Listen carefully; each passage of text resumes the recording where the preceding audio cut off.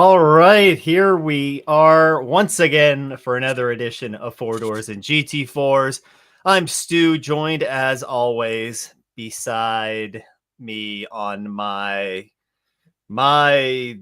right, I guess is the way the viewers watching this. If you're listening, just picture it in your right ear, I guess. Aaron Pfeiffer, uh, another successful weekend for you guys. We're going to talk about that before too long. How's it going? I assume you're going. I assume it's going pretty well. You know, you're riding a bit of a high after Laguna Seca, and race weekend is right around the corner. Yeah, we're feeling good. Definitely riding the high. Summertime's here. It True. was like 64 as a high in South Carolina yesterday. Very odd. But yeah, kids are out of school and yeah, ready to go. The summer swing starts next week. We got 2 races here in June and 5 before the end of August. So you do half the season in 3 months after you know True. do do 3 races in 5 months. That's true. That's true. It does seem to be there's a lot of hype going into, Rolex week and everything in January. And then everything just kind of like fizzles off. You get your fix a little bit here and there, but it's not really until the summer where things heat up and June, or I guess yeah, June is when things really do pick up for you guys. And as you said, the summer swing starts. So but Except before for we WeatherTech as well. I mean, they'll be racing yeah, this weekend. Yeah. yeah, it feels like, every 3 weeks, every 2 or 3 weeks, there's a race going on now. I guess it's about every 3 I, weeks. I believe other than Watkins is only a 2 week gap for us. But yeah, I think WeatherTech, yeah, you have a perfect 3 week gap all summer Yeah. long. Yeah, there was a couple of years when they were still going to Mid Ohio and we didn't have Indy on towards the end of the season. I guess Lime Rock was in this as well. There were summers where it was like every 2 weeks there was an IMSA race for like a stretch during the summer, and I just remember it being very busy, very busy. 2022 season, we went Watkins straight to CTMP the Yes. next weekend. Yeah. Yes, I do remember that. That was Everyone was turning their cars around in the Watkins garage on yeah. Sunday and Monday and then taking their trucks straight up there on Tuesday. Yeah. Yeah, because that was the first year that IMSA returned to CTMP sort of post-COVID. I do Yeah. remember that being very quick turnaround. So don't have to worry about this year. But before we kick off what we could say is probably the true summer swing, we had a race at WeatherTech Raceway Laguna Seca. What is it, 3 weeks ago now? 3 weeks ago Yeah, ish. two and a I half. think it was Yeah. about three. Mhm. Yeah. About 3 weeks ago, and nothing happened there, right? Nothing happened at all. Some people won, but we can move on, right? Right? I mean, I will say that I didn't do a whole lot. I mean, my driver and my teams did amazing, but as far as what I need to do for the 2 hours, it was pretty boring, honestly. I just called the one thing that everyone else was doing, and yeah, I said to the guys after the race, I was like, all of our wins have been this great team effort, and I felt like today I just kind of was sitting there and watching for a lot of it, but yeah, no, we can get into Yeah, let's get in into into Laguna. Laguna. Yeah. So our only trip to the West Coast for the year for IMSA Michelin Pilot Challenge, and I mean we brought a great field of cars there as we talked about in the show leading up to Watkins, and Yeah, 16 um, cars. yeah, 16 TCR cars, and we had whatever 20 something in GS. So yeah, a full field. We actually were the ones taking up all the pit lane, not the WeatherTech guys. As far as for us, that Friday was just jam packed. I got in. I get in late Thursday, and it's just kind of hit the ground running. A lot of people were doing fuel drops, I will say, on Thursday night. Um, Funny how, somebody gets DQ'd at Sebring for fuel flow, and all of a sudden everybody was doing fuel drops, which is not a very popular thing normally in Michelin Pilot Challenge. But It, almost every single car was out there doing fuel drops on Thursday night. Is it normally just something that gets done at the Rolex or like Rolex week Yeah, or I just mean, early in the it's year? normally like, I mean, you're not going to like these crazy elevation changes or things like that. You're using the same rigs, Oh, you got the true. same car. So like normally you can baseline it and pretty much use it all season. I mean, I think, yeah, everybody really does them at Daytona, especially if they got a new rig or Yeah. whatever it is. But then you don't, maybe 10, 12 cars are doing them. Kind of the same people. Like I see Turner do them every single time. That's just one that comes to mind. But a lot of them don't. We don't always do them, but we were certainly doing them then. So yeah, that was Thursday night, and then Friday, like I talked about, was jam packed, right? So you had Yeah. FP1, FP2, and qualifying with only 3 hour gaps in between. So it was very fast paced for us. We rolled off the truck okay, probably not in the same level we thought we would be at. And I will say that to the surprise of some of us that didn't test there, but not to the surprise of anybody that had tested there, or if you talked to somebody that tested there, the tire deg was back. Like, I mean, for Yeah. on year two of a repave, I mean, we were not expecting the tire. I was talking about before. I was like, I missed this track when it had tire deg and it was more stuff to do, and it came back pretty quickly, honestly. Interesting. Um, so we were seeing that in practice, and we were chasing our car a little bit. We had one good lap in there in one of the sessions, but we thought by FP2 we kind of had ironed it out, and and I think we had a couple red flags in the sessions too that was kind of throwing some things off. But anyway, so we get into qualifying there, and qualifying's late. It's like 6 something p.m. West Coast time, which is like my bedtime, East Coast time Yeah. almost. And Preston gets out there and just doesn't hit the lap, honestly. And he would be the first one to tell you that. And so we were on the 76 car, just really disappointed. I mean, if you ask anybody, I was pretty frustrated in the truck after that. So we qualified P13. Our sisters' cars qualified P1 and P3, and then you go into impound, and the Audi of Neto would be DQ'd in impound, and that would throw them to last and bump us up to P12, bump our sister cars up to P1 and P2. And I believe if you talk to Eversley or any of those guys, that they thought it was kind of a bogus thing on why they got thrown out. I believe uh, he hit a curb hard and damaged Yes. the splitter, and that's why the splitter failed ride height. So anyway, a tough break for them. Yeah. But we know he's very fast, right? And we would see that the next day. He would drive through the field. So we're rolling off P12, and it was kind of just like, okay, it's going to be one of those like gotta survive it kind of days, right? After you get through Friday. When you have a qualifying effort, that's not quite what you're hoping for. From your perspective, are you trying to, think of, what sort of tricks can I pull out in the race to maybe make some of this up or take roll? Are you thinking of like rolls of the dice that you can try and do during the race to try and build up some of that?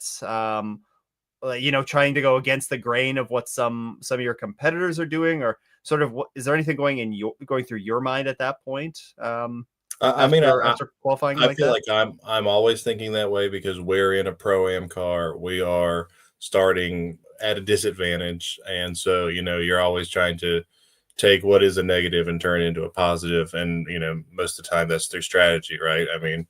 Preston's just not going to overnight become as fast as Mark Wilkins. So, you got to do something to try to adjust it. But, at a Laguna, you don't have a very long lap time, right? And so, you're worried about playing strategy calls like that. It's a lot easier to do that at Sebring than it is at Laguna because you're at risk of losing a lap pretty much if you stop, right? It's So, true. the delta down pit lane is not very long, but once you actually stop, and if, say, you're 30, 40 seconds behind, then all of a sudden you're a lap down, and then you're really in no man's land until that person boxes. So, yeah, I mean, honestly, I'm waking up Saturday morning and I'm going, okay, we just got to we got to get through this day. We got to try to finish sixth, fifth somehow, A and points day, a solid yeah, points day. live to fight for the next one, right? So, you go into the race, and that's how the race is playing out for the first 50 minutes, right? I'm going, come on, we've had 3 hours straight of green flag racing and pilot challenge. Like, this is some bullshit. And I'm sorry. And luckily, well, not luckily for them, but luckily for some of us, we have, I believe it was one of the VGRT cars, cuts a tire, and the tire delaminates and sits at the top of the corkscrew. And that Yep. brings out a full course yellow.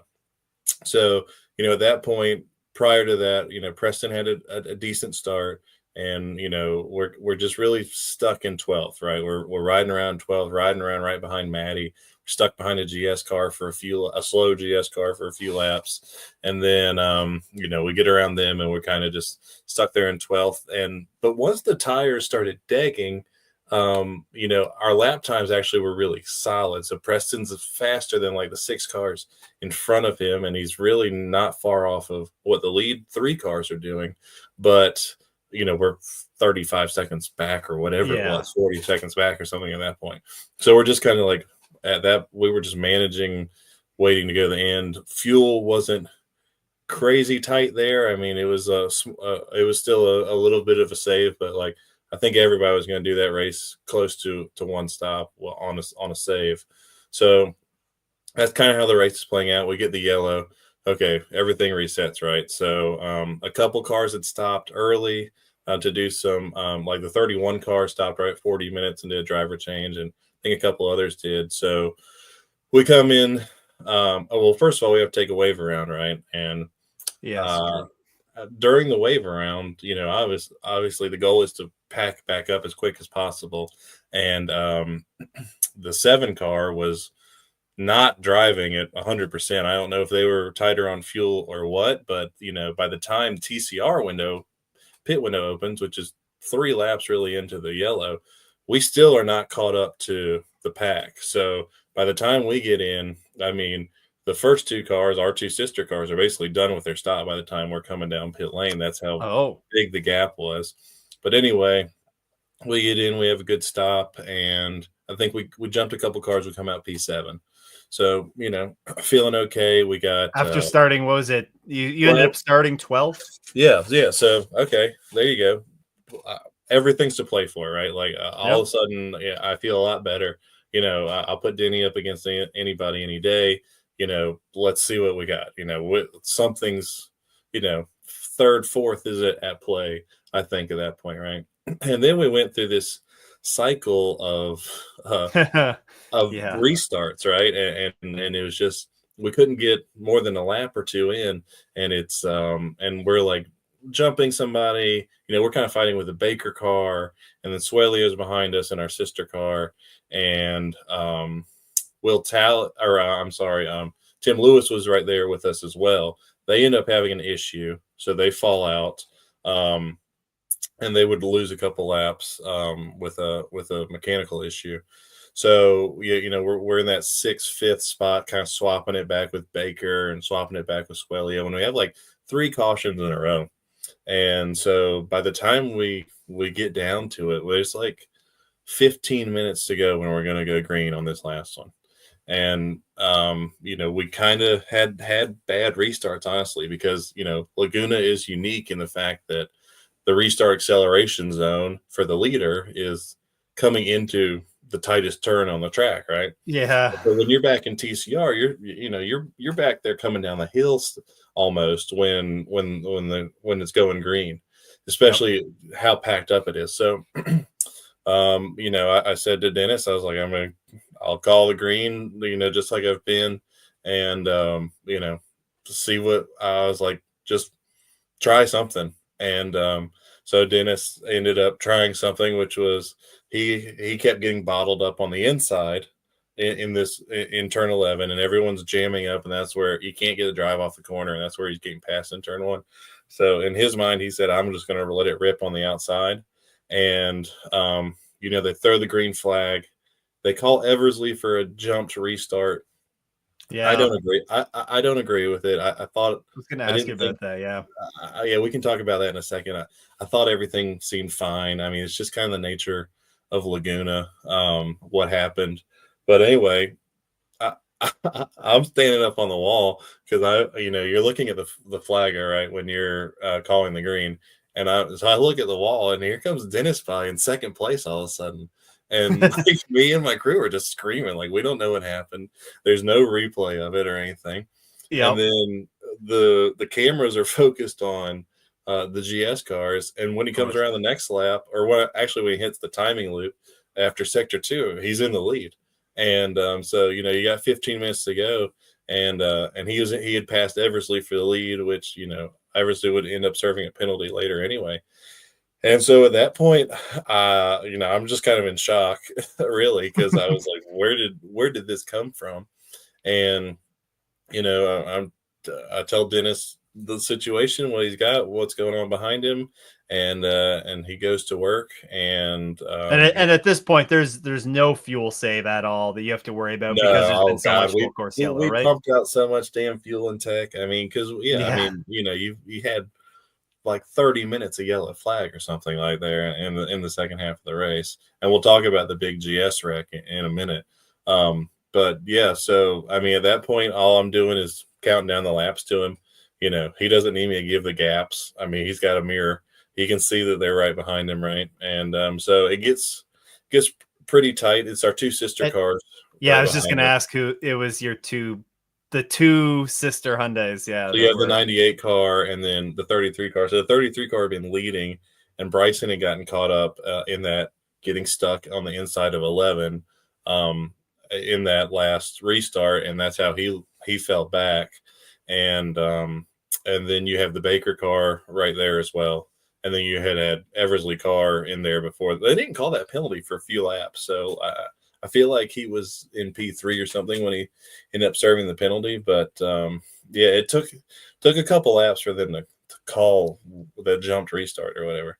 yeah, So I feel like they there was the notification that it was under review yeah, right away, probably. and then it took a minute to put the penalty out. Yeah, so we yeah, I mean, with 2 laps to go, it's really close. Mason got a great run out of 11, and ends up, giving us a little kiss going into technically turn 2, turn 1. But Yeah, yeah. yeah, and we survived that one. And then Bryson kind of got up on him, and they're kind of fighting the last lap. And yeah, we ended up winning the thing. A 1, 2, 3, 5 for Brian Hurd Autosports. So almost the absolute perfect day for us. I mean, a podium sweep, just awesome at Hyundai's home race. Couldn't ask for much more than that. We had a big in club showing out there. So yeah, it was the thing that separates a driver from the rest of us, right, is like I honestly like in situations like that where it's just I can't do anything anymore. It's up to Dennis. Like I can hardly look at the damn TVs. I'm like I'm just staring at my computer screens, watching sector times, and I glance up every now and then at the monitor. And I talked to Dennis about it post race, and I was telling him how nerve wracking it is, and how he would laugh if he saw all of us just sitting there like can't hardly look at each other or anything else. I He goes, I was completely at peace and completely calm in that situation. I was like, yeah. well, He's like the that's only what one. that's why you're in the car, and that's why you're winning, and that's why you're the driver and the rest of us aren't. So I yeah, I I I remember at Daytona when behind I was behind your like your pit setup, and there was the crew guys that were going out and going for a walk, pacing up yeah, and back, and then like stopping and looking in at the TV, and then going for another pace. And it's stressful when you have not really like you don't have any control over the situation at that point, right? You just trust in your guy. yeah. I mean, we put him in the best situation we can. He turned it into a much better situation, and yeah, the rest of it's up to him. So yeah, it was. I mean, it was amazing. It was great for us. That was really the last box for us to check as far as things to do in a race, right? Like we had not won a 2 hour race yet. Yep. Honestly, I have been carrying the burden of Road America last year through all these 2 hour races, and I didn't do anything to unburden us at Laguna. It was all Dennis and Preston and the crew. So yeah, it was an amazing drive by him, and he shows why he's the best in the business, and it shows why our team is so strong. I mean, Mason and Bryson just were relentless in the pursuit.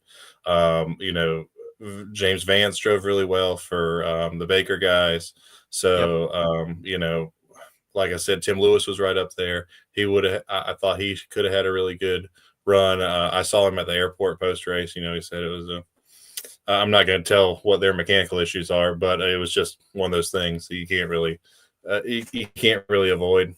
So, yeah, A, it a, just a played good out, run played for out the well for Goose us. as well.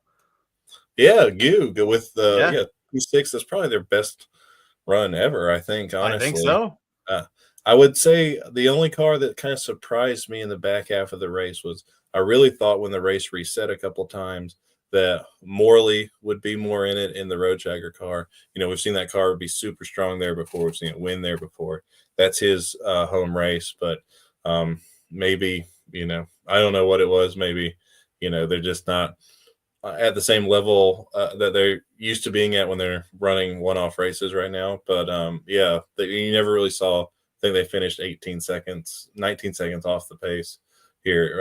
Yeah, Eversley almost passed him, and he had served a That's penalty. true. So That's right. yeah, yeah, that was just that's how it shook out for us. Obviously, I said the whole goal was to go to Laguna and to leave Laguna with the points lead, and we did that.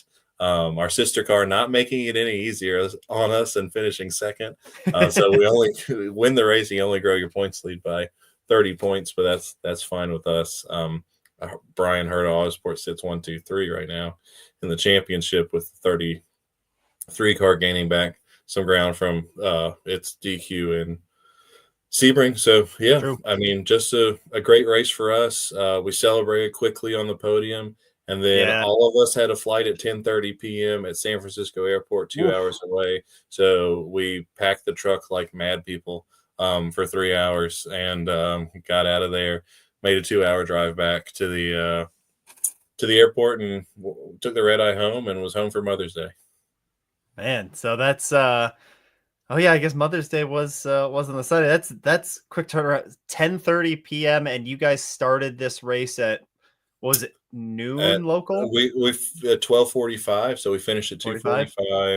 2:45. My car was leaving the track at 6, and we were through security at like 8:30, and my flight was at 10. So I had like 50 minutes. It was a little tight, enough time to change clothes in the bathroom and eat something and then fly home. Man. That's the glamorous side of racing. Yeah. Yeah. Yeah, it's not the champagne celebrations on the podium, right? It's the red eye flights and Like my fresh. crew guys drank all the champagne. They didn't even save me a sip. Oh, Like they handed me an empty bottle afterwards. So yeah, I didn't even get any of that champagne this time. I mean, you just finished telling us that you didn't really do anything. So, Yeah, I yeah, mean, but I will say so. Yeah, to kind of talk about what I was talking about at the top of the show. Yeah, like I feel like Mid Ohio last year, Daytona last year. I mean, I thought the strategy was great. And obviously the driving was great and the pit crew execution was perfect. So, it's total team effort on those two wins. And then this one, I just feel like I was there. Yeah, my guys knocked out a great stop, jumped us a couple spots on pit lane. Preston did exactly what he needed to do, brought the car in just like we needed it to. And I didn't even mention that Preston hit our teammate in P1. FP1. That's why our day got derailed on Friday. Now I remember. Yeah, Preston hit our team car in FP1. We were fixing the car. that would be the number one rule. Don't wreck your teammate, right? Well, we've hit 2 out of the 3, so 33 car, watch out. We're Yeah. coming for you. You're the last one we need to hit the triple crown of hitting our teammates. Yeah, so yeah, that was why our FP1 was so far off. But yeah, no, I mean my guys did well, and then Dennis just did what he does, right? I mean, he drove the car right to the lead, won Michelin moment of the race, obviously for passing 4 cars in 1 lap to take the lead and go on to win the race. So yeah, I mean, me, I just stopped when everybody else stopped. So yeah, I felt like I was just along for the ride for this one, but I'll happily take it and look forward to the 4 hour ones, which, as you know, are my favorite, and playing all the strategy we can. Yeah, the 4 hour ones are definitely favorite. Not only favorites for you, but I think the fans as a whole also really appreciate getting to see some more strategy get to unfold. You know, it seems like we talk about it all the time with these 2 hour races that, you know, we end up getting a full course yellow right around the halfway mark. And that's just kind of how it plays out. It can be a little bit chaotic sometimes in the second half, as Laguna played out. But getting those 4 hour races and getting to see some more strategy develop is definitely something to look forward to. Before we dive into the 4 hour race that's upcoming, though, there were a couple things, to talk about, a couple more things to touch on a little bit more in depth from this one. So we had talked about the Eversley penalty that was late, on that final green flag restart. Yeah, And you mentioned it was for jumping the green flag, correct? yeah, it was a jumped restart, Something is like what that. they called it. Yeah. Okay. So what does that mean that Ryan did? Because, from us, from a fan perspective, we're seeing you guys line up. You're right on the back of the GT4s. Like there's no split between you guys at this point. It's not like the race, the start of the race. Yeah, Um, the race director would tell you as the TCR leader that you could not keep more than 10 car lengths from the okay. last GT4 car. Yeah. Okay. So there is a bit of a split there. I mean, I guess, yeah. Yeah. Yeah. Okay, It's, and then you're just, so essentially what the race officials deemed that Ryan did in this instance was he went he initiated the restart before the restart line, or you're not the waiting for the restart green line flag means at this point. nothing. The restart line means nothing to the TCR leader. The restart Okay. line is solely for the GT4 leader, and then everyone else is going when green flag is called, right? So So you you're guys are actually restarting, like, as you said, coming down the hill. What is it, into turn 10 at Laguna? Is yeah, that second last? we were between 10 and 11 when the green flag Okay. went. Yeah. So, you, I'm watching the flagger, and the second the flagger flinches, I'm calling green on the radio, and Dennis is watching everyone in front of him, and honestly, every single time you're waiting for the green flag to be called. If you're calling it from the box, like, you're hearing the Yeah. GT4 cars at full speed coming out of 11, so they're already on the gas before before the green flag is technically thrown. Yeah. And then there's a slight delay on the other flags at the marshal stations around the track, actually withdrawing their yellow and throwing a green, Yep. and the screen that IMSA gives you for every driver. So in the car, there's an IMSA screen, which you see if you watch Yep. the GTP onboards, you see it all the time, right? Yep. And that screen has a slight delay of switching off from yellow to green too. So yeah, it's really off of the radio call is the fastest way normally to get it, and obviously the driver's eye. So again, I talked to Ryan about it, after the race via Instagram, and I still don't honestly know what Yeah. was called on him. So yeah, That's tough. it's a tough one. It's I not one that you hear about a lot either. Yeah, Like, it's not like a typical IMSA penalty. So, yeah. I think it's definitely something to talk about going into the drivers meeting next year before Laguna, is, because that's such a unique situation, right?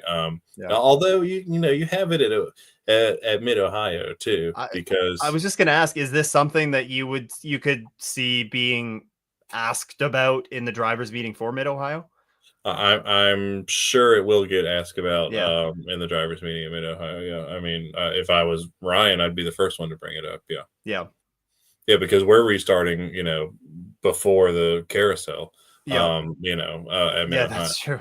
Yeah, because the Okay. start finish line is literally like right out of that turn. It's not at the Yep. end of that straightaway. It's right there at the Oh, start of the straightaway. Yeah, yeah. Yeah, it's Laguna's or not Laguna, Mid Ohio is yeah, an interesting one for that start finish line.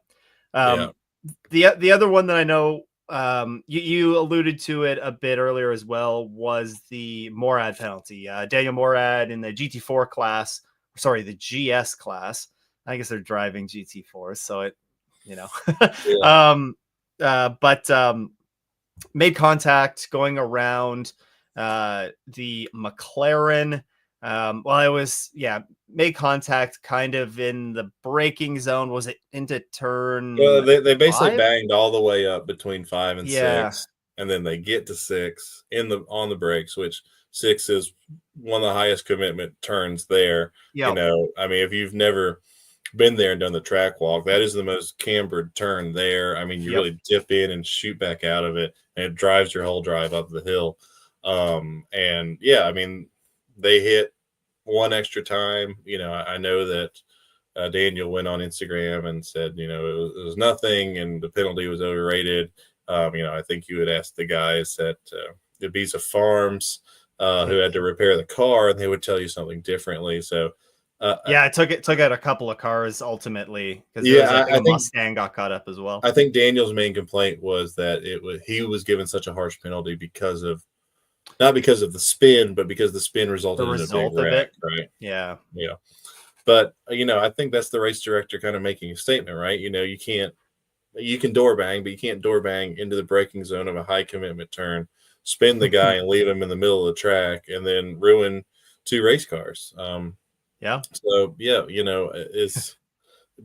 I mean, a stop plus 60. I think that's what it A was. He lot. was given. Yeah, I mean That's that one of the obviously. harshest ones that I can remember, like in recent memory. Yeah, obviously that throws their whole race in the trash, right? They're running P2 at the time, Yep. and And looked like they could be on for a crack at the win. yeah, and they would end up finishing 13th instead. So yeah, I mean threw their race in the trash, but yeah, I mean I think that's just kind of a statement from Bo that that's not what he wants to see. I I can't say that I've seen like any crazy great angles of it or anything like that. I Yeah. saw what everybody else saw, but as soon as I saw where that car was sitting, we all went ooh because you, Yep. you knew it was going to happen. Like I mean, when you're in second and third and you have 20 GS cars, I was screaming about it all the way back to Dennis. I said, "There's a car." I was like, go drivers right at the exit of at the exit of turn 6. So Yep. yeah, I mean, I knew it was going to be somebody was going to hit him. I mean, there just wasn't any chance that they weren't going to get hit there. So, yeah, I mean, that's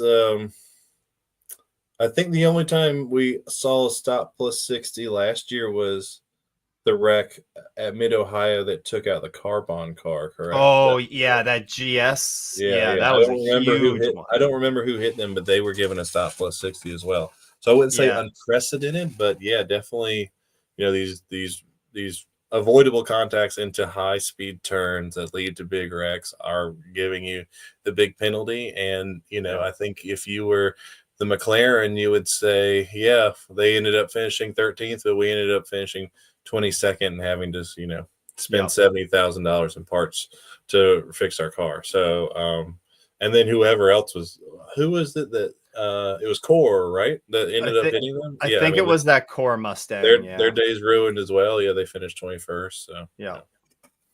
Yeah, an unfortunate one, but yeah, that makes a lot of sense. You're talking about the high speed nature of the corner.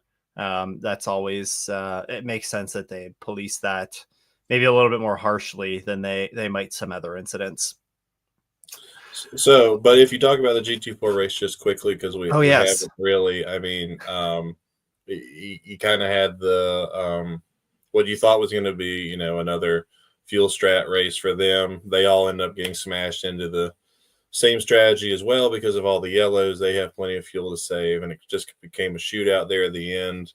You saw the 71 Rebel Rock car play the strategy that they don't always play, because I believe they ran Frank longer than normal. But they played their strategy Yeah. well, like typically do. And Robin drives it all the way up to second. And then, talk about stranglehold to start the season. I mean, you got RS1 goes second, and now first. I'm sure you'll tell us the points in a second. I know they have a big lead. And then you have, the team we were talking about, who are these guys? In the lead up show, in the Supra in P3. So, a That's great true. showing for those guys. They end up being Carbon, Auto Technic, a couple big names. You also have the CDR Valkyrie car. I believe that's the top finishing. Oh no, well, obviously the winner, the second best Porsche in P6 for a non full season car. So yeah, a couple kind of surprises up there in the top 6 in GT4. A little bit surprising that we didn't really see the Mustangs all that competitive. I mean, we just talked about the core Mustang. They Well, I got think the taken out of core it. one was in like 4th or something when they got hit. So I Yeah, want to say, I guess that's fair. Yeah, yeah, they but were up other than there. that, do you even have? I Oh mean, yeah, you have the other two down in 10th and 11th. Yeah. yeah. Overall, the point that I was gonna try and make is, a pretty good mix of manufacturers here in GS that we saw with competitive pace. You have Porsche finishing first, and Aston Martin second, a Toyota wrapping up the podium, BMWs. There's some manufacturer, a variety of manufacturers that are up there. I guess Yeah. the only one Mercedes wasn't up there, but there was only one Mercedes in the race. So that's and when they get that penalty so late, they were competitive in this one. But yeah, it was a good race in GS. I do recall, the good battles that were going on there. Definitely interrupted, especially in the second half of that race, as you alluded to, with all the full course yellows that we saw. But watching the windward Mercedes and the charge that they were making through the field, that penalty, like they really looked like they were going to be contenders for the win in this one. Just the penalty obviously ruins their day. But overall, I thought a pretty solid race at Laguna Seca. We would like to see, I'm sure, a few less full course yellows, because that did I was really fine with all the yellows that happened. I liked how the race played out. I don't have any yeah, that's complaints true. about the race finish. Yeah, you don't want to go back and change anything, right? Yeah, I'm good with it.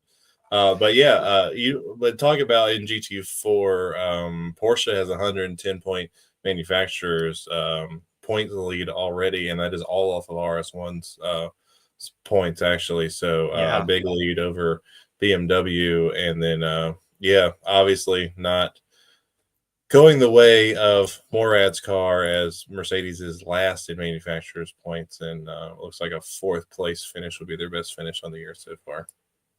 Yeah. Just taking a look at the team championship standings, because you had mentioned that earlier.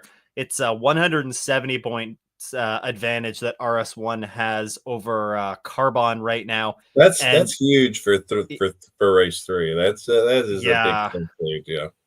And it's a 250 point advantage back to third and Macumbi McAleer. So wow, that's I mean, when you finish second, first, like that's well, and you want to talk about a bad day just swinging the pendulum of your championship. Look at Ibiza Farms, who was only scoring 90 points out of that race, and it just plummets them down to 6th place. And they were obviously the points leaders coming out of Daytona and still in P2 after Sebring. So yeah, I mean, when you got a car count like that, I mean, those bad days would just crush you. I mean, 90 points is brutal when your competitor scored 350. Absolutely. On the TCR side, you already mentioned that it is Brian Herta 1, 2, 3 there. The 76 car, your car, is leading with 940 points. 40-point advantage over the 98 entry. And then the number 33 has 780. They're holding down the fort in third place. So there's a little bit of a gap there between second and third, but really it gets really, really tight here from third, all the way back to, eighth or so. 110 points separate them. And it's even tighter when you look at, third through sixth. It's 50 point difference there. So still early in the season. We still have 7 races to go. Yep. 7 races to go. So still a lot to play for, but some good battles here. If you look at TCR points, I mean, Precision Racing obviously doing very well to start the season with the 7 car. Neto again drove through the field a second, a very impressive drive by him. Like I said, the Baker guys have had 3 really solid weekends, and they keep building, right? So now they P4. That's at least tied for their best ever finish. I know they're ready to get that first podium, and I hope they do soon. Swelio and Maddie with a nice bounce back after Sebring. MMG, I mean, just having these up and down, they end up having a wreck and being knocked out of that race. And then because they were doing pretty well, I think. That was the car I was forgetting to mention in our top 6 battle or whatever was them, and they ended up having contact and breaking something in the front suspension, and their day was done. So tough day for them. Tough day for both the Hondas. Yeah, VGRT. I mean, they had a really tough day Friday on that 18 car. They had a engine let go that led to a fire in FP1. So that was I don't even know if they made it out for. I don't think they made it out for qualifying even. Getting that car fixed. Yeah, Victor was driving it around like when we were leaving the garage Friday night. They'd finally gotten it fixed, and then like I said, the 5 car just having some really crap luck out of 2 out of the first 3 races as well. Those guys will be bouncing back as well. They heat up when the summer does for sure. I remember and I saw they were testing today at Mid Ohio, so they're in there getting the work in at the Apex event. I saw Victor's car, the 18 car was there for the Apex test as well. I know the Rockwells have been there to test. So a lot of guys putting big work leading into Mid Ohio as well. This is a perfect opportunity, I think, to transition to Mid Ohio, the next race on the calendar. As of us recording this, it's a week and a half out. Now it's the weekend following the WeatherTech Championship race in Detroit. The only race we get to race on Sunday all year. Well, we're the big show coming into town. That's true. Get to race on Sunday. It's a 4-hour race, and the Michelin Pilot Challenge is the headliner. So let's kick off with everybody's favorite. There's a bit of BOP adjustments coming into this race. So pretty straightforward on the GS side. The Ford Mustang sheds 20 kilograms, a hefty adjustment. There's also some fuel changes that we don't need to dive into, but a healthy weight loss program for the Ford Mustang, and also on the same weight loss program in TCR. The Audi and the Honda both shed 20 kilograms apiece. So that's not an insignificant amount of weight. It's a pretty solid weight drop. So, what at a track like Mid Ohio that is pretty technical, there's lots of corners. Lots of racetracks have lots of corners. Good job. Pretty technical track though. So what does 20 kilograms of weight kind of translate to performance wise around a track like this? I guess we'll see this weekend. I'm not gonna get in trouble and go too deep into it, but yeah, I mean, No, this isn't the WEC where you get a fine for talking about BOP, it's in right? the IMSA rules. I shouldn't be going deep into this either, but Well, okay. So we could really generalize it. Like, is this a nice improvement for the Audis and the Hondas? yeah, I mean, it's always going to be, yeah, certainly when your weight changes, it's going to help you in certain aspects, not so much top line speed, but getting out of the No. corners, things like that. Yeah. So, yeah, I mean, this is the sport. It is a BOP driven sport. Just I am not surprised by it. So, we'll do it what we do, and adjust best we can and go try to make it happen. I would be the first to tell you, Dennis would be the first to tell you really that we were not the fastest car at Laguna. I mean, just Yep. period. I'm not talking about BOP. I'm just talking about our car, the 76 car. We probably weren't even as quick as our teammates. And it was kind of like that all weekend. So, being the fastest car isn't just going to mean that you're going to win the race, right? So, yeah, but And something else too, like to consider with BOP is that okay, sure, the BOP is what it is, and it's something that I think like I'm seeing in a lot of comments about the BOP for this weekend's race in yeah, Detroit, and how the Porsche and the BMW have you know got affected by BOP, and the Cadillac, the Acura were affected positively by it. Like, just because you have the best BOP doesn't mean that you're the best at extracting, all of that pace out of the car too, right? You still need to be able to extract that pace. Still need to be able to drive it quick. It's but like, I mean, I'm not going to be hypocritical. I mean, if mhm, you're seeing the Porsche win the first four races, you're going, it needs a BOP hit, right? Hyundai's won the last five races going back to last year. So, of course, people are going to be calling for a yep, BOP change. It is what it is. That's how the sport goes.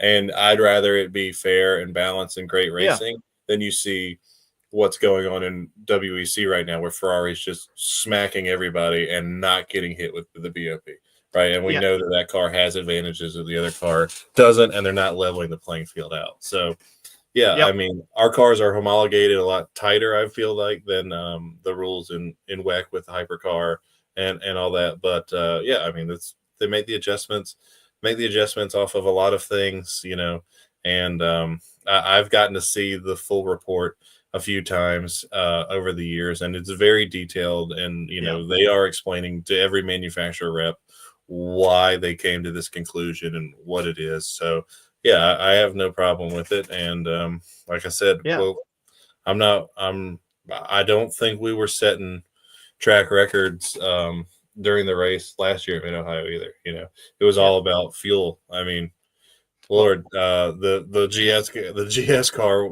did the fuel save of a lifetime to win that race last year. So yep, and yeah, and with it being a 4-hour race, touched on it earlier. You're going to get to see the elements of strategy play out a lot more in a race that's yeah. this long. I mean, you can just look at us and go, okay, qualifying doesn't dictate your whole race, right? So Yeah. one lap pace doesn't dictate your whole weekend, especially in a 4-hour race. I mean, we Yep. started whatever it was, I think P12 or something at Daytona, just the same. So yeah, Yep. yeah. But I mean, as far as Mid Ohio, yeah, obviously we're going Yeah. back. Before we get you banned from the paddock, we can. Yeah. No, but before we're going back to another track that's on year two of a repave, right? Yep. Um, we haven't tested there, so I don't know what to expect. I haven't talked to anybody who's tested there yet about if it's vastly different or not. I don't expect the same dag out of the track that you got out of Laguna. A lot of different Yep. weather conditions and things like that. We know that they just redid turn four and some changes down there at the end of the straightaway, so we'll get to see those as well. But yeah, I mean it's a very give and take track, right? Because you have this huge long straightaway from 3 to 4, but then you have a lot of tight, twisty turns, basically all the way back to start finish line, right? Before you rip it down, you know, 290 degree turns, 180, and three straightaways. So yeah, you kind of have like two different racetracks and where's your car gonna. It's definitely a give and take track of where do you want your car to be the best. Obviously, the best passing is from 3 to 4, so you want to have some kind of straight line speed, but you can't. You can have all the straight line speed in the world if you can't stay caught up to them from 5 to 12, then it doesn't matter. So yeah, it's a unique challenge for us. But yeah, I didn't know what to expect going into this event last year. And yes, obviously we won it, and maybe that would change how I feel about it. But even before we won it, I thought it was very cool for us to be the showpiece of the weekend. I'm a little bummed that we only have 2 support series with I us. was looking at that. Well, you will have a third. There's Yeah, USF juniors. yeah, okay. But like, I'm not sure why we don't have another IMSA support series with us, but Yeah, whatever. because last year you had Mustang Challenge and World TCR there as well. You Yeah, had as well as MX5 Cup, MX5. I VP. don't know if VP was there or not. Were they? I thought they were, but Okay, yeah, maybe maybe not. so. I don't know, I'm pretty sure they were, Yeah, so because it yeah, was like all of the support series except for like Lamborghini, and Porsche. Porsche, yeah. Yeah. So yeah, the schedule's kind of light. Like I think Saturday ends at 4:30 when we're done qualifying or Oh, something like that. But yeah, I mean the crowd there was. I didn't know what to expect with the crowd. I thought the crowd was really good on Sunday. I thought the crowd was really good on Saturday too. Yeah, so it's fun for us. Our drivers get to be. We get a little bit of disrespect that I don't really bring up during the show normally, but like normally the WeatherTech autograph session is during yes. our race. So like Yep. we get to be the guys having the autograph session and all that stuff. And luckily we do always have our fan walk and everything like that, our grid walk. But yeah, it's fun, and like I've said before, I wish we would do. I wish we would have a couple more weekends where we can be the centerpiece, and we add a couple enduros. But I won't beat that dead horse. But yeah, we're excited about it, and it's go time now. I mean, we'll talk about it, but it's stacked up after this. Yeah, it definitely is, and uh, a healthy grid as well for the race. You're going to see 23 GS entries on the grid, 15 TCRs. So you lose one car in each class from where things were at. I almost said Road America. I don't know why I was going to say On that. August, yeah, It's not August. Laguna. Laguna Seca. Yeah, So so well, we actually lose 2 cars and gain 1 back. So in okay, TCR, I'm sorry, GT4. I don't know your entry list back and forth like TCRs, but Hart returns. This is their home race, and so they took a race off. But remember, they coming off a podium in Sebring and a 4th in Daytona. So they were actually 3rd place in points coming into Laguna. And then you lose the Morley car of the Road Checker car, which was just there for seemingly right now one off, and then surprisingly you lose the Goo car. So this is the first time yeah. we haven't had the Goo car in probably almost 2 years. So yeah, no Cupra to be seen this weekend. So yeah, I was a little disappointed. I was thinking at one point we were going to have like 18 entries for this race, but we're down to 15, but still a very solid 15. You see some of the cars going back to the 3-driver lineup, right? Like you see Yeah. the number 10 car having a 3-driver lineup, the 89 car like it did in Daytona, and the 93 like it did in Daytona having 3-driver lineup. One person I'm forgetting to talk about, a good Laguna, Bruno, who was driving the number 10 car for Rockwell. That was his first ever IMSA race. I think he qualified P6 or P7, had a great opening stint, and showed a lot of pace. Really impressed out of that young man. A really solid drive for him. And he's back there this weekend with Eric, and Christina is back as well. And I know Christina is doing, I think, 4 more races this year with the Rockwells. Yeah, it's a solid grid that we have. I can't remember how many entries you guys had for this race last year. I want to say Um, right here around 39 or something, and we got 38 right here. And I'm just quickly looking. Who's AR Motorsports in the 14 Porsche? Do I know who that is? ugh, I don't recognize it. I know that we are Oh, that's the missing. one from Oregon. That's the team Oh, from Oregon that was at the last round. Yeah, yeah, yeah. I know that we're missing the. Oh, we talked about it, and they finished like sixth at Laguna. It's a Porsche. It's very colorful. Um, Valkyrie, the CDR Oh, yeah, Valkyrie. yeah, yeah, yeah, yeah. But Yeah. BGB is back for this race. I see with Andy Lally in the car, and Oh, Spencer from Andy Lally and Spencer Pompelli on a three-driver lineup. That is impressive. Actually, if you go through GS, there is a ton of three-driver lineups. yeah. There's actually a lot of them here. Rafa, who I saw was testing, Auto Technic, BGB. You have Kingpin, one of the core cars, TGM, in Ted's second in the car that Ted's in, one of the CSM cars, Rebel Rock like they normally do, and then even one of the Turner cars with the three driver lineup. So yeah, a lot of three driver lineups there. Now you want to talk about you really have to test if you have a three driver lineup. So last year we were given extra time in one of our sessions, or I believe both of our sessions were 75 minutes long. They're normally two 60-minute long Yep. sessions. But when we go to Daytona, we get two 60s and a 30. Plus, you have the whole roar. But here we only have 2 hour long sessions. And that Huh. is not a lot of time if you're trying to shuffle three drivers through and trying to get them up to speed. Interesting that it's less, especially considering sort of the lack of on track stuff that's going on this weekend. You know, we talked about that. It sounds like there's two fewer series that are going Yeah, to be there. I was expecting to see the official schedule come out today, and it had just been like overlooked on the initial schedule, and to see the time added to our sessions, but it's not. So yeah, you only have two hours because we get three drivers up to speed. Is tough. I've done it before. I did it. I've done it a few times, and yeah, it's tough when you're getting each driver like 4 or 5 laps, especially if those sessions are going Yeah, red, and then true. you're just struggling. Yeah. Um, now, normally you got your normal amount of practice time for a 2 hour race is just the two Yeah, 1 hour two one sessions, hour right? sessions. Yeah. Okay. So this is the same as normal. Yeah.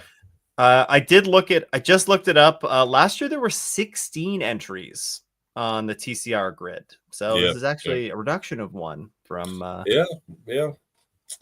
but we But did have we had the two Montreal Motorsport Group Hondas. and you had the Racer's Edge Honda Yeah. and Engu, Goo.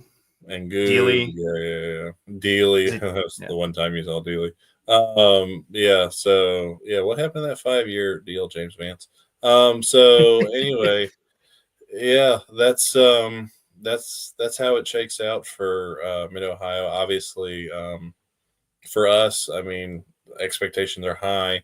You know, we won there last year. We won the last race and we won the last enduro, which was Daytona. So, all that being said, the expectations are high for us. I still feel very much like we're the underdog to some of these other guys. But it's been nice to see my drivers getting some recognition. You know, they got to be on the IMSA Endurance Hour podcast Yes. last week. Um, so, and I should score They an still executive. still haven't been on the best one though, but you know, They haven't been on here. Well, I see Dennis was actually in the comments here earlier. he was. But yeah, I should get executive producer credit for that show from Matt Yoakum because I fed him all those stories the night before. But yeah, go listen to that if you haven't. You can hear how Preston always killed me and my wife and Dennis and his wife on a boat.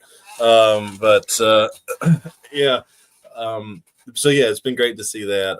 But yeah, I mean, you know, we expect to go do well in these enduros. I think it plays really strong to to our suit, to getting Dennis a lot of seat time, to playing strategy, to my crew who's just excellent at stops. So yeah, I'm excited about it, and would love to go back to back. Well, that's one we haven't done yet, so let's try to check that box off. Yeah. Try and check it off. Back to back wins on the season. Back to back wins from year to year. Yeah, it would be a double back to back. Yeah, so yeah, double back to but back. but yeah, but number one, obviously, we want to keep the points lead, and like I said before Daytona, I wanted to copy JDC and just run it wire to wire. So far, we're doing that. Obviously, with some luck after what happened at Sebring and what happened with the 33 car, but you take what you get, and we're ready for this summer swing. I mean, this is where championships are decided, right? I mean, we came out of Yeah. CTMP, just like whatever, 90 points behind JDC or something, and then it just kind of all unraveled for us. So we know we can string it together here. We're these next three races we went first, third in last year. So we want to. We feel like we're much stronger as a group than we were 12 months ago, and so yeah, we're just trying to keep building off of the momentum we have, and it just it's just the eight of us, and we just believe in each other, and we're just gonna keep doing our thing and see if we can ride this thing to the end. Absolutely. You want to talk about your favorite support series? I don't want to leave your beloved convertibles left out of here now.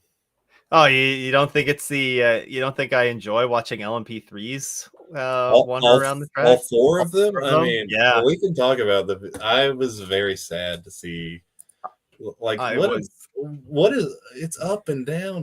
Like I just don't get what's going on in this series right now. Yeah, I was shocked when I looked at the IMSA page and it was 4 LMP3s in here. Like one of them is Rafa. Did they even have an LMP3 a couple races? I don't even think they had an LMP3. I mean, let's what doesn't Rafa have? Yeah, I mean they just don't have a current Formula One car, but yeah. Well, they might. That's probably en route. They'll be in the Indy 500 next year, but hey, don't joke about that. They'll find a way to get chassis. Yeah, but you only have 4 LMP3 cars. I mean, how many did we have at I'm gonna have to go look and see how many we had at Daytona. I know we had like 8 or 9. I thought it was 10. I thought it was like quite a few. Yeah, I guess this was in the Roar. That was in the Roar. Sorry, yeah. Let me go back. Yeah, and then they were also at Sebring. Yeah, and I know it dropped off some there, but results by class. Okay, so we had 8 cars in LMP3. We had 8 cars in GTDX, and 16 in GT4X S. So I'm sorry, we actually had 9 cars. GT4XS. We actually had 9 cars in GTDX. One didn't start. So yeah, I mean, this was an awesome car count, and now we're going to. You know where they were last? They weren't at Sebring. They were at Coda. Oh yeah, that's right. Yeah, and they were double running out of fuel. Yeah, and there were 6. They've been off for a long time. There were 6 LMP2s, and Rafa was there at Coda as well. Okay. Who are we missing? Okay, but Rafa was there. Sorry, Rafa, you've been there all season. Yeah, so you're missing. Are the Gerbhardt entries there? Yeah, they're 2 of the 4. Okay. MLT's not there. Forte only has 1 car, and then you had this Tony driver development car that was there. Yeah, so that's what you're missing. That's interesting. It's as we were saying, like disappointing to see the number of entries going down in that LMP3 class, and with the car are they getting a good car count in? I know they have a second LMP3 series that runs all the HSR weekends. Yeah. Is that getting good car count? Because this is a good question. if not LMP3, might as well just like pack Well, up. and they're introducing the new car, right? Like Yeah, but that's I'm sure no one in the US has one of those yet. But yeah, I mean well, I LMP3 is know. very strong in Europe. I think Andrew's always here in the two chat to tell us like the German LMP3 series or something is awesome racing. Yeah. That's true. I know there was a team here, Tooth Autosport, was going to get one of the new gen LMP3s. I think Oh, that okay. they had one on order, but I don't remember when they were supposed to get it. So I'll put my boy Nick in that. Let him rip in it. Yeah. Yeah, So he's a yeah. you have okay. Have you looked at GT4? I mean, has BSI had a car in GT4 all Sorry, year? you mean GSX? I'm sorry, GSX4P. Yes. They only have 10 entries in Yeah, but GSX. they didn't have great at Coda either. But No, but okay, you yeah, look at BSI the had that car all year. you look at the GT4 platform across. GT4 is a pretty healthy platform right now, is it not? I mean, Yeah, yeah, for you're sure. also doing some work in SRO on a GT4, and I mean, you guys draw some pretty strong grids there, right? Yeah, yeah, no, for sure.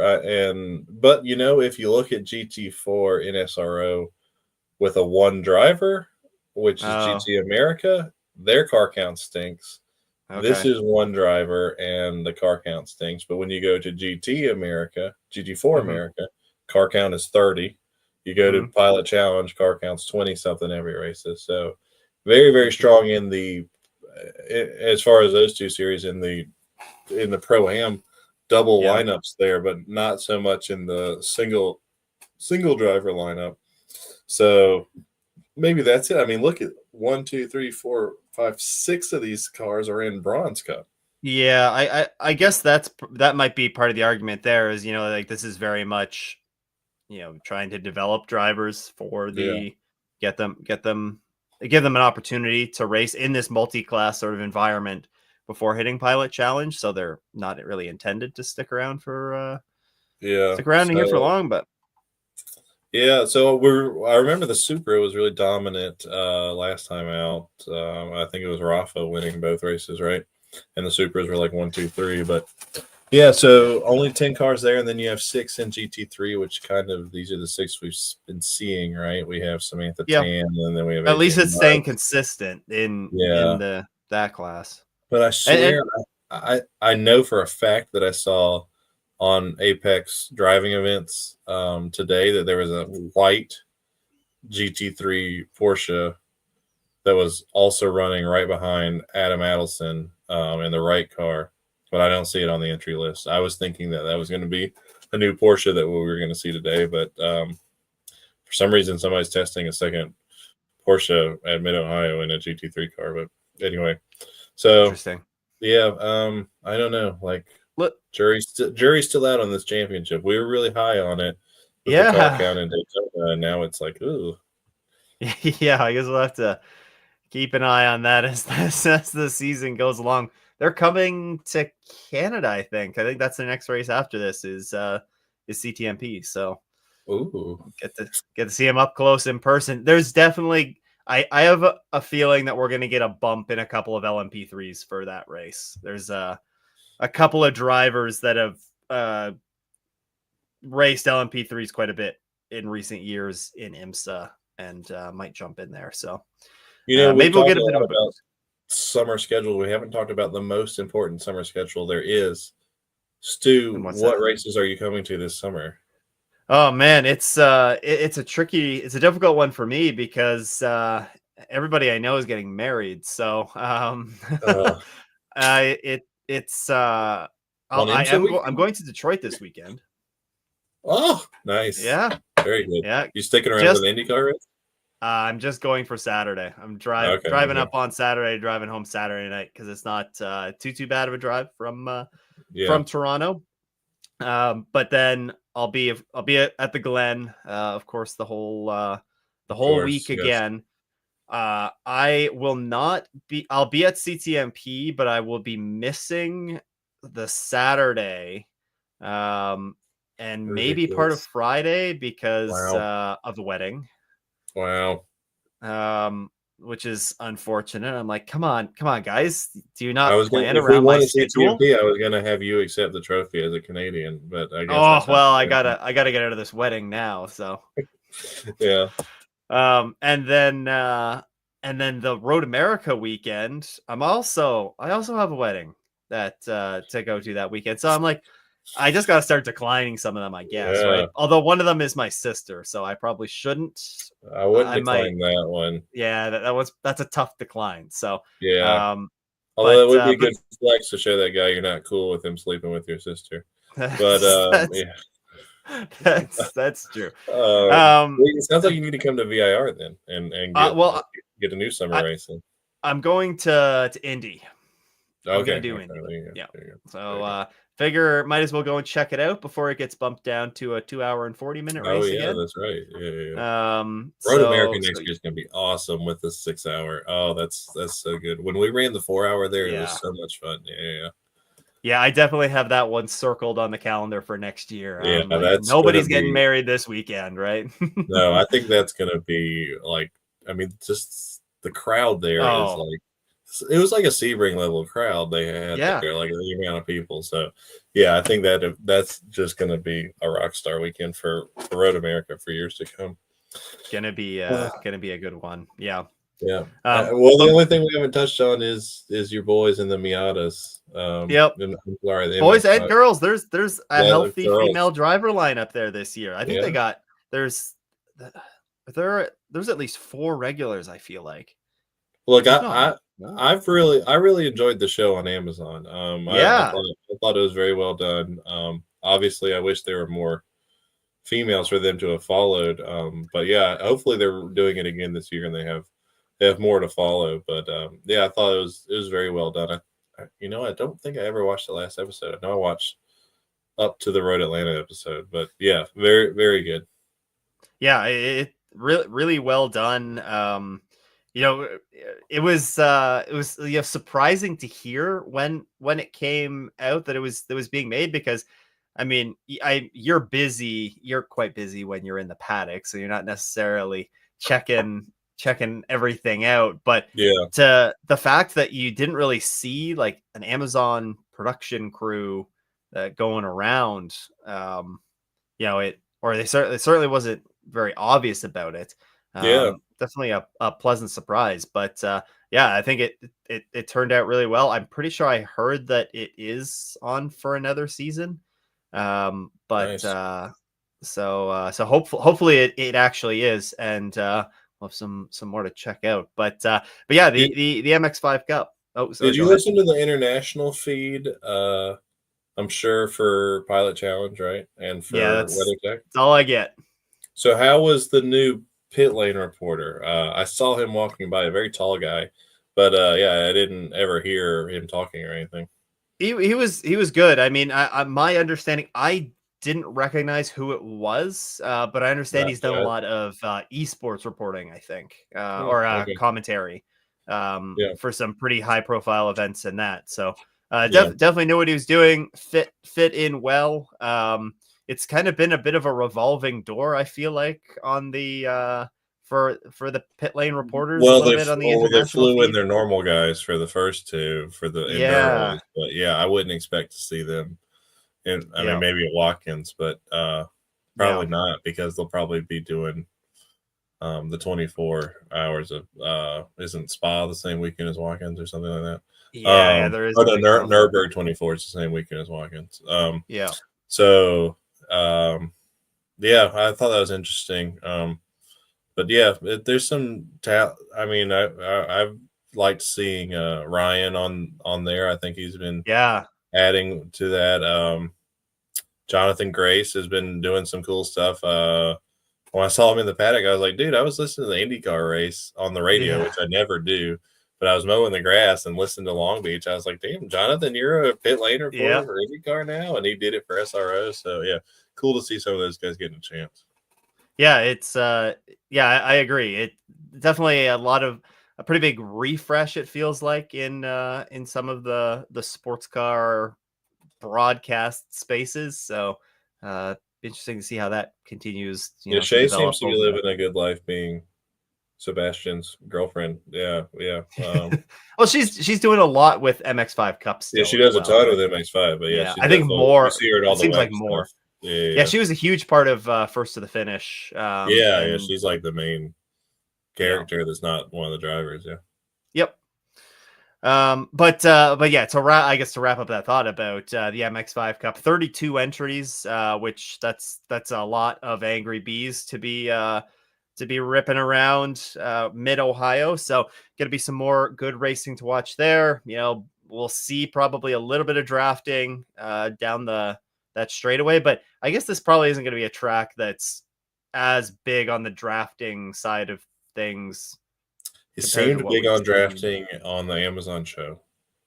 They seem sorry big on drafting in the Yeah, they Amazon. were talking a lot about their qualifying drafting on the Amazon They show. So yeah, they I don't do know. indeed. I Oh yeah, can't that say was that I was paying too much attention, but yeah, I would. You know who I wouldn't bet against in MX5 right now is Weston Workman. I mean, this kid is just yeah. on fire lately. He What killed it in SRO a couple weekends ago. Yeah. do you see that the news? I think there was news today that Jesse Love is gonna be at Mid Ohio. No, I didn't Yeah, see that. yeah. He is going to be racing in one of these cars. The number two, it's right at the top of the entry list with Oh, for BSI. So BSI. Oh, in the yep, wheeling car. Okay. yep. So I mean, if Jesse Love is there, why can't we get Connor Zilich to come back and Connor. rip another race? Yeah. Well, NASCAR But must be off this, or I guess Xfinity must be, yeah. Xfinity must be Well, off. there I've is got a still couple a pushing. TBD for advanced auto sports, so I would find that unlikely. I think it's gonna be Jeff Gordon. Jeff Uh, Gordon. yeah. Um, yeah. So no. Yeah, but yeah, if you're coming to Mid Ohio this weekend or next weekend, I mean, I think it's gonna be a really good event. It was really well done last year. It is nice to see Mid Ohio get the break and get back on the schedule. I'm sure Lime Rock wishes they could get the same fortune, but yeah, Yes. I I was like I said, I was really surprised by it was a total unknown. Like when we got there Friday, I was like, is anybody going to be here for this thing? And for us to have really nice crowds and really nice activation, I thought was good. And yeah, it's probably going to be like hot as hell in Ohio on in early June. Sure. You'll have to keep an eye on that. First time at track. I will say the first time I ever went to Mid Ohio, I thought it was a very very spectator friendly track. So I mean, if you're inside the infield, which you go over the bridge across the start finish straight, and you can go anywhere from turn 4 all the way to turn 17, and you can really drive your car and park up against the fence in almost any turn except 4. And then they have a couple bridges where you can go across and be on the other side and see a lot of the track too. Really, the only places you can't see as a spectator is obviously you can't get in between like the keyhole turns there, but you can Yeah. still walk on the outside from all the way from you can be on the apex of turn 1 all the way to the outside of turn 3 there as well. So yeah, it's I think it's a super friendly spectator track, kind of Road America like, where you can almost get on everywhere on both sides of the track, which is Okay. if you've been to like Barber or VIR, I mean, there's some places where you can't get to half the track. So yeah, I Yeah. think it's a pretty cool spectator track and very walkable too. It's not like So it's not like Road America in not like in that Road sense. Atlanta where you summit 2 mountains in Yeah. 3/4 of a mile to go somewhere. Yeah, You know what? I thought I had eliminated those memories from my mind, but no, I yeah, can still remember that hill. yeah, So, yeah. well, Jim, I hope you have a good time at Mid Ohio.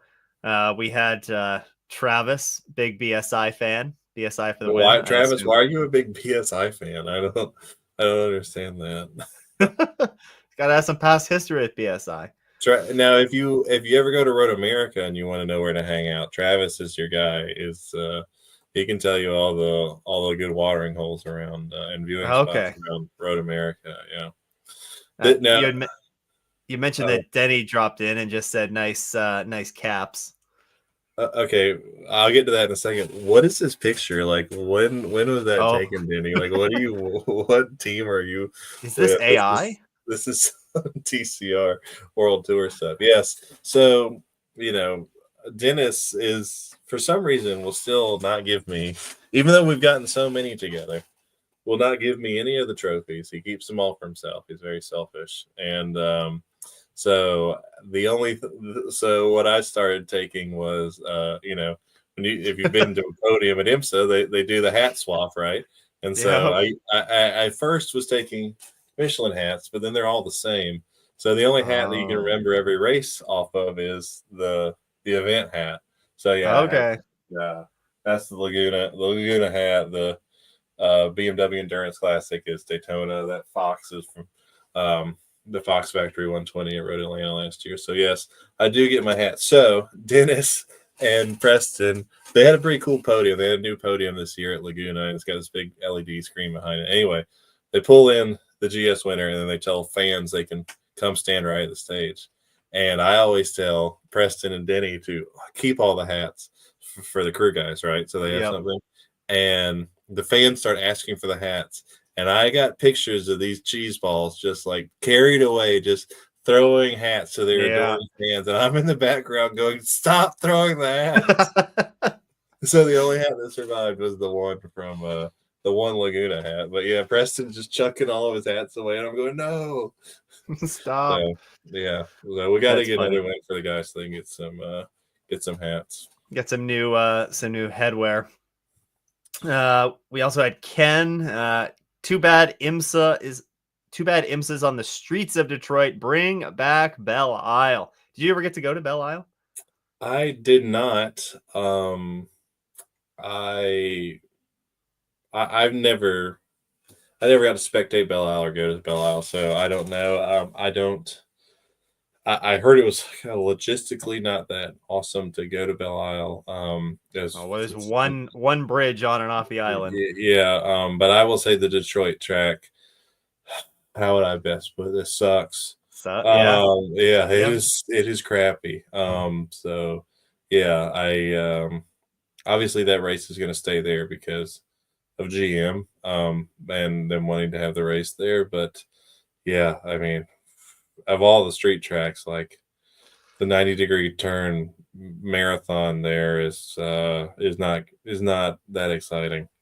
The Hey, only they thing have that one makes that's it like there's one that's almost 90 degrees. So oh you know, okay. The only thing that saves it is they have that crazy long straightaway, so you get you get cars half. flipping over top of Oh yeah, each I other. do. Yeah, Yeah. and we weren't even allowed to go to that. We had to go freaking race at Lime Rock instead. Yeah, the GT4 guys got to have fun.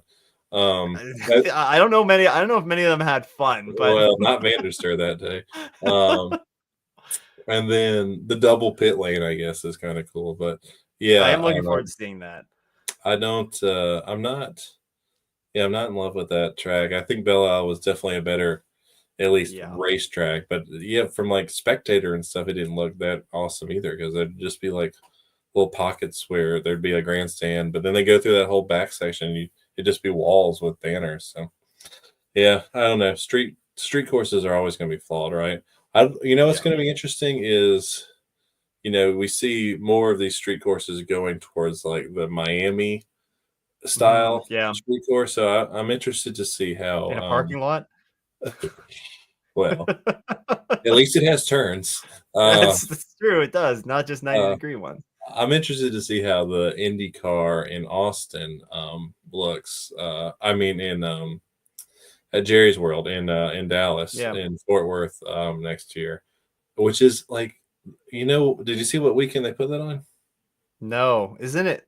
The No. When third is it? the third Saturday in March. I'm pretty sure it's on Sebring weekend. Oh, I'm like, come on, please, why are you doing that? But well, also, they've already. North Texas No. really dodgy weather in early March or mid March too. Yeah, that's probably a better argument. I'm pretty sure there's no conflict Okay, that maybe it's the weekend weekend on the before 20. Sebring then. Yeah, or the weekend after, because 2026 Sebring is March 18th to 21st. So yeah, maybe it is a Okay, weekend no, before. no, their race is the 15th. Okay, no, Okay. yeah. Wait, the race is the 5th. Oh yeah, that's the Sunday before. Okay. The Arlington Grand Prix. Yeah, the Arlington Grand Prix is what Travis says. Thank you. Oh And yeah, and Travis. Oh yeah, I think Travis is going to work for BSI or something. I know that. okay. Travis only You, will text me at like 11 at night when I'm ready to go to sleep. So I can never get the there's info out of him. there's a watering hole at every campsite. That is true. I've told the story before about how there's the bars that people build and stuff. Yeah, Road America is great. We also I had Phantom Racer enjoying Mid Ohio every time they go. I enjoyed Mid Ohio very much the last time I went. I did Yes, not enjoy it the first time I went, but yes, I'm a big Mid Ohio fan these days. Ask me and again after Sunday at 4:15 p.m.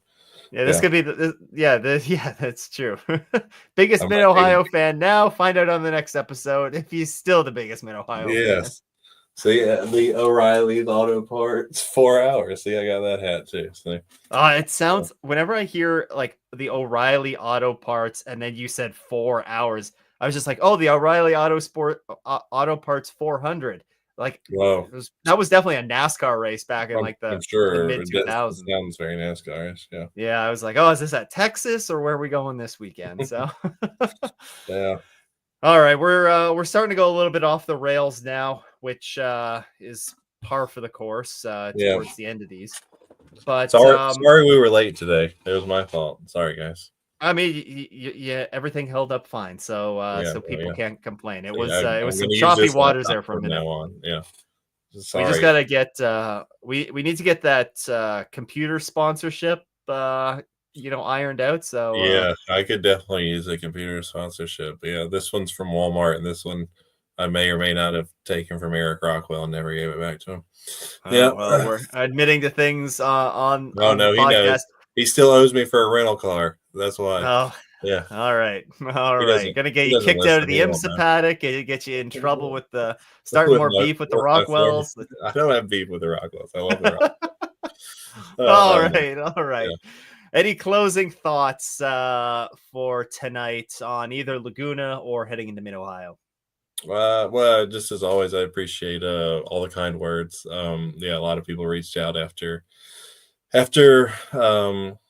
Laguna, so I realize that I am on TV when I'm doing that. Yes, you guys don't have to tell me. The camera's like a foot away from my face. So, and to be fair, he was staring at me for like 10 minutes straight while I had my hands in my head like this. So, and that was never on TV. So, yes, I know that what I do is silly and I think it's fun. And that's why I do it. And I do this because it brings me joy. And if you don't like it, then that's too bad.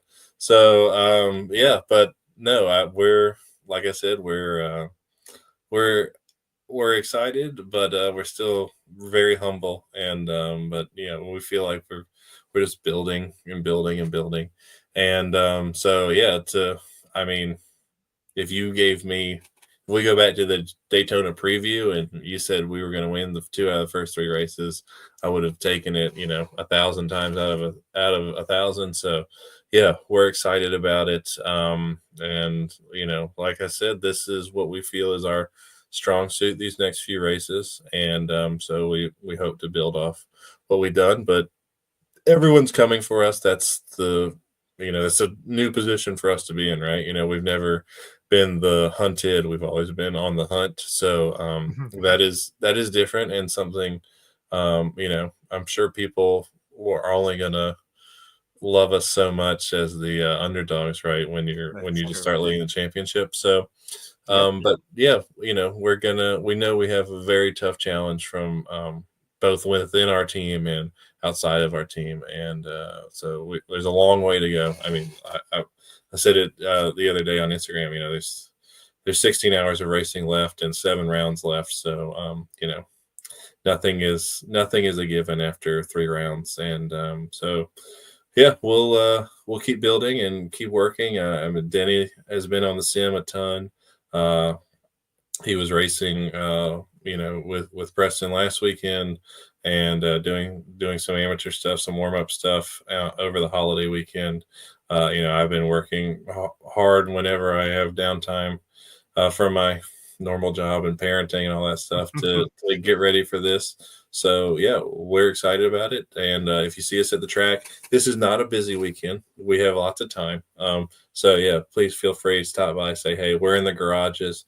That is the nice thing about being in the points league. Oh, The garages are based off of the points. So we are, and you know what, Stu? There are like 25 something garages at Mid Ohio, and we are in the exact same garage that we were in last year when we won. Just saying. interesting. Have to. In the same garage. Okay. That might be our lucky garage stall. So yeah, no. But Just yeah, you and the beetles or the ants or whatever those things are in there. carpenter bees. The Yeah. carpenter bees that are Okay. slowly destroying the whole place. Yes, and dropping sawdust on your cars. Yeah, not the greatest facility, but yeah, we won't bash Mid Ohio too much right now. Yeah, it's still better than packing the damn canopy up at the end of the week. That's true. Yeah, so we'll take it. But yeah, no.